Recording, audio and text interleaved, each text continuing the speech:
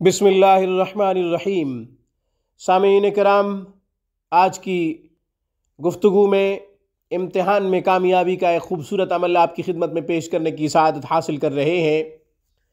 जो तालिबा या तालिब इल्म इम्तिहान में कामयाबी चाहता है, मेहनत भी करता है मगर अच्छे नंबरों से पास नहीं होता, यह अमल करे और मेहनत भी जारी रखे, इंशाअल्लाह अच्छे नंबरों से पास होगा। न सिर्फ अपना नाम रोशन करेगा, मुल्क व कौम का नाम भी रोशन करेगा और अपने ख़ानदान के लिए एक खूबसूरत सितारा बनकर उभरेगा। अमल क्या है? या अलीमु या अल्लाह, या अलीमु या अल्लाह 150 दफ़ा सुबह की नमाज के बाद पढ़ा जाए, फिर अपने सीने पे फूंक मार दी जाए। या ये कि खाने पीने की कोई चीज़ हो उस पे दम करके उसको खा ले।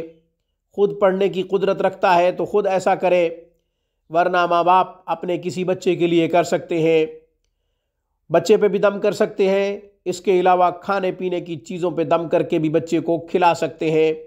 बच्ची हो या बच्चा, दोनों के लिए यह अमल मुफीद है, यकसा तौर पर जामे और नायाब है। आज की वीडियो में बस इतना ही। रूहानी परवाज़ को सब्सक्राइब कीजिए।